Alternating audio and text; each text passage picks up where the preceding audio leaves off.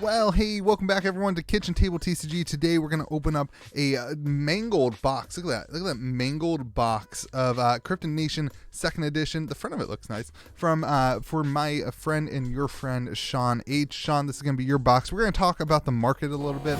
We're going to talk about what's going on with 2nd edition. We're going to talk a little bit about gameplay. It's going to be fun. We're going to have a fun little box opening and see if we can't pull ourselves a blue ink. Is the secret rare has been pulled since the last time we did this video. We're just gonna go for it. Look at that void sticker just completely ripped up. Look at that mangleness on the back end of it. Look at it. It like got stuck by like, look at the, looks like it just got wiped on the table or something like that. Absolutely crazy. So you guys know mangled boxes, according to the professional box openers, mangled boxes always have the spice in it. So let's talk a little bit. Oh man, this is like really on there. Like something happened. Maybe it got too warm or something, and then it melted. Anyway, Sean, let's dive in and see. You want to say the box top? We'll say the box topper for last.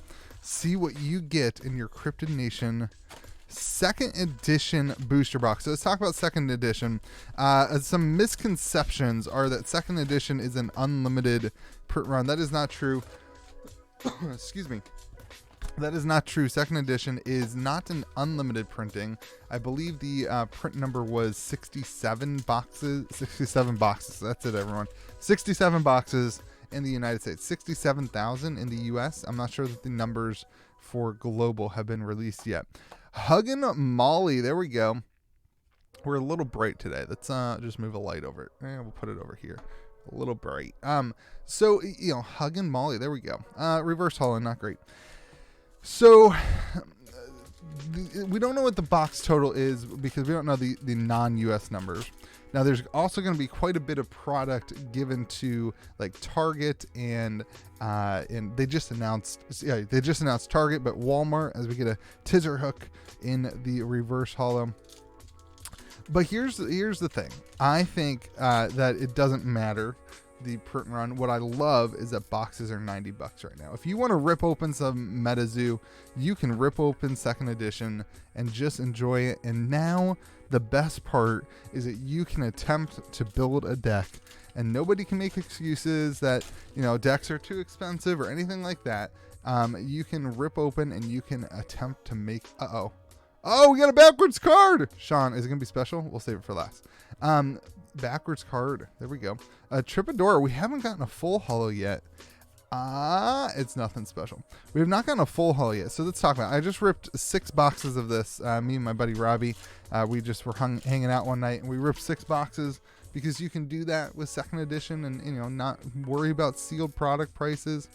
And we got not as many full holos as we did in 1st edition when we did the same kind of thing with 1st edition.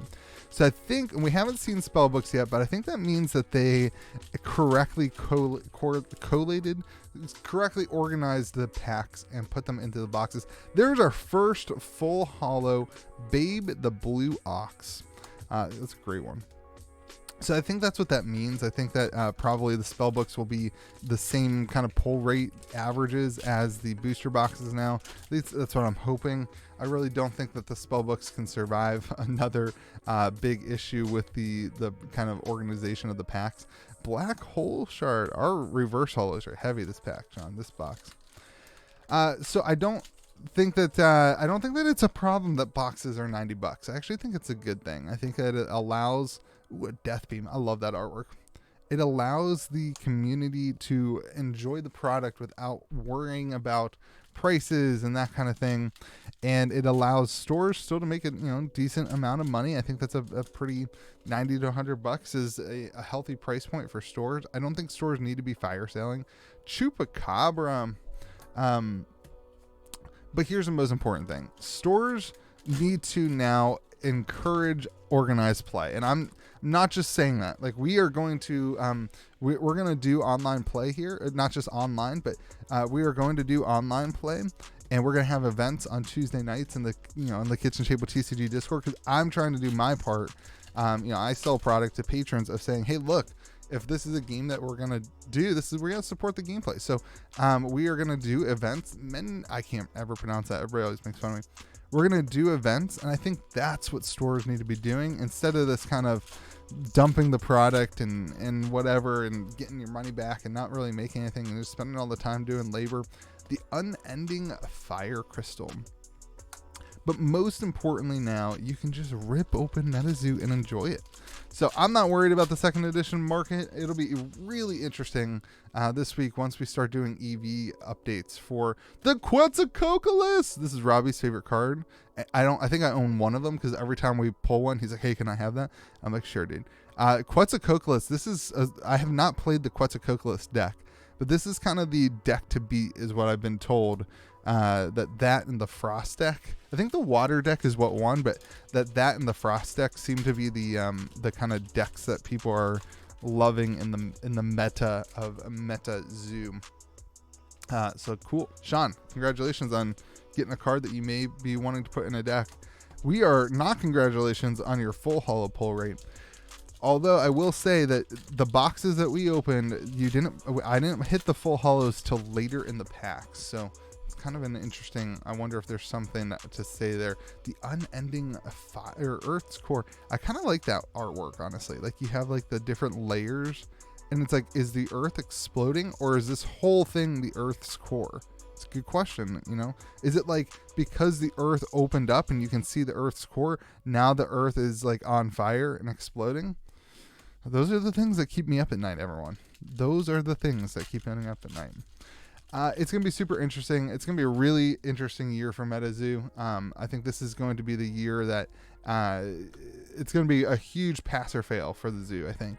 I have ample excitement for it. I think they're making a lot of good decisions with the target stuff. There's been some hiccups, like I think we've talked about on the channel, where boxes, an unending fire crystal. Two of those. We got a full haul and a reverse haul of them. We talked about, like, stores didn't get all the product at the same time, and I kind of wish that was changed. There's been some, things that I think are pretty easy to adapt and overcome, but the big picture stuff is what has me excited for 2022 for Metazoo. Flatwoods Monster, there's our first West Virginia cryptid from Braxton County. The Flatwoods Monster UFO set. I'm stoked for the UFO set. Wilderness is coming out, and then after Wilderness is UFO set. And this is what I love. I love that you have a roadmap for 2022 that kind of includes the product launches and all the things that are coming out. The Kentucky Hellhound. It gets people excited. It gives people something to look forward to and to talk about. And I, for one, am not stupid excited for Wilderness. I'm like normal excited for Wilderness, but for UFO set, the Joint Snake, for the UFO set, I am ecstatic. Like, I just can't wait to open up UFO cards. I don't know why. I think it's like when I was a kid, I used to draw UFO things, and like I was obsessed with space, and I thought I was gonna be an astronaut. We need a Mothman. This video needs the Mothman. So I think for 2022, this is what I would like to see for Metazoo's community. I would love for the community to put more energy into gameplay and into figuring out like how to play and what to play and what are the deck lists, and creating opportunities for people to explore that. I think like the attitude of people has been like nobody plays Metazoo, and like there's this caster society, which is an incredible group of people, as we pull a walking Sam, incredible group of people who are really into the deck building and the gameplay, and they're putting out super good content about that. And I would love to lean into that a little bit. I would love to see the community lean into that a little bit.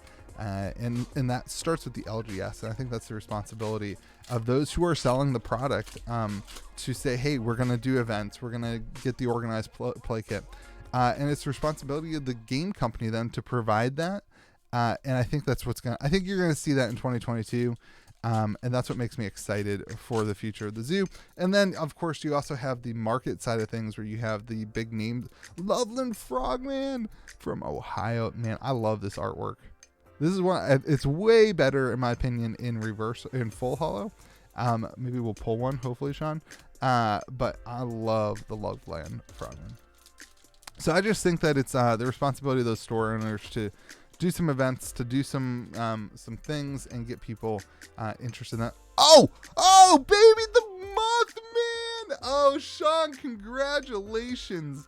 A full hollow moth that looks, it's a little to the left. I don't know if everyone's gonna grade second edition, but great pull, baby. See, like, that's still fun to pull, even though it's in second edition. I like Mothman just like flies up. Oh, he just like flies up at you, you know? Like, I love it. The Mothman. This is a Point Pleasant. So Mothman's like 35 minutes from my house. The Mothman Museum and all the things that are the Mothman. I love it so much. All right, good job, Sean. All right, we can all just relax. I bet you that card. Like, I honestly believe this. I honestly believe a Mothman second edition will be a hit that like essentially will pay for your box. Maybe not like on release, but in a couple months, once product does kind of filter out and people start picking up those, I do think it will end up paying for your box there. Forest Gods Amber. Not that you like have to make your money back in a box. It's just a fun goal, and I get a lot of slack for that on my channel. I just think getting your money back when you're opening packs there's nothing better than that. I like free cardboard. So another unending fire crystal. All right, the rest of this is pretty much gravy, I think. I mean, you know what would be super nice is to hit a reverse hollow Mothman. Robbie and I opened 6 boxes, which is nowhere close. Ooh, a Bigfoot too. Robbie and I opened. A lot of people thinking Bigfoot's gonna be super good for wilderness. A lot of people are specking on that from the Kickstarter stuff. Robbie and I opened 6 boxes, which is not a sample size, but in 6 boxes we pulled 1 full hollow Mothman and 3 reverse hollow Mothman. So just so you know, ooh, there's an Ob9. The Phoenix Rain, not my favorite artwork, honestly. Just kind of, it's a little too much Phoenix Rain. You know what I'm saying? Like, it's just a little. No offense to Poncho. Obviously, Poncho has incredible artwork. That one's not my favorite. You know, I'm allowed to say it. Forest Gods Amber, another full hollow. All right, so like this is the type of stuff that with Wilderness coming out, I think there could be as the gameplay functions and as if people hop in and that starts to happen, you're going to see some of those artifacts really tick up with the Wilderness theme and the Wilderness, the forest tapping. A black hole shard and UFO theme. It's just going to happen. It's going to happen, baby. I cannot wait for the UFO set. All right, 3 packs left, Sean, and then we'll do your box hopper. Long story short, everyone, a lot of people just enjoy the cards. A lot of people are collecting. A lot of people, I would like to see even more people, but I feel like the attitude in the community has changed over the last 2 weeks, where people are starting to look at some of the gameplay content and ask the question, wait, maybe this isn't like the greatest design game of all time. Like, maybe it's not going to like revolutionize TCGs and but like, it's a fun game and it's enjoyable to play. And like, to me, that's the most important bit. I don't need to get into the competition side of things. I think there is answers to people's concerns about it. Lightning Glass, there we go, reverse home. But I think the point is it's fun to play, and so that has a wide audience of people who just want to enjoy the cards, especially with second edition. They're going to open it and throw them into a deck, and they're going to sit down with their friends and be like, hey, we collect this, we should play it. All right, we got 1 2 3 4 5 6 7 8 9 10 11 12 13. That is the 14. 13.2 is the average that I was told would be the pull rate when I was doing when I do my market update tracker. So that's a really good average. First edition is actually a little bit full hollow heavy based on my openings, which I opened like 30 boxes, I think. It's a little bit full hollow heavy. So actually the EV tracker may be a little bit off base because, again, the spell books got a ton of the reverse hollows. So it kind of offset the numbers. All right, this is your box topper, Sean. All right, this is where we could get the coveted blue ink. The blue ink, baby. But the Terras are beautiful. I really like the City Terra. The City Terra is by far my favorite. Box toppers in every single game are... Oh, we got stars. All right. So this one's cool. Like, it's cool because the foil... Ooh, a huge foil print line there, Sean. Sorry. That sucks. This one's cool because, like, the stars are the foil pattern. and it's like kind of just like a background. I think it's super cool. I love the artwork. All right, congratulations, Sean. All in all, you got Mothman, which is the big win. You can't really complain there. No blue ink, but you got the kind of the chase foil from the set. So congratulations, everyone. Last time, give the game a shot before you go and make accusations against the gameplay of Metazoo. Just try it. A box, or pick up a theme deck. We're doing a free on Tuesday nights. For the next 2 weeks, we're going to do a free theme deck only tabletop simulator. You don't even have to buy the things. I think it's $10 for a tabletop simulator.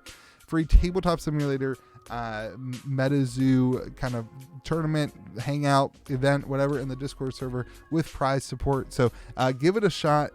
Take a look at it and actually give it a shot before you just say blah, blah, blah, blah, blah. Because just because you don't like it doesn't mean that somebody else might not enjoy it, which can make it a great thing. And again, at the end of the day, the goal here for any TCG is to get more people excited about trading card games, like more people excited about it, whether it's your game or not. And so I just think it's ridiculous. Anyway, hope you guys have a great day. Remember to be kind to the people around you, and we will see you again next video.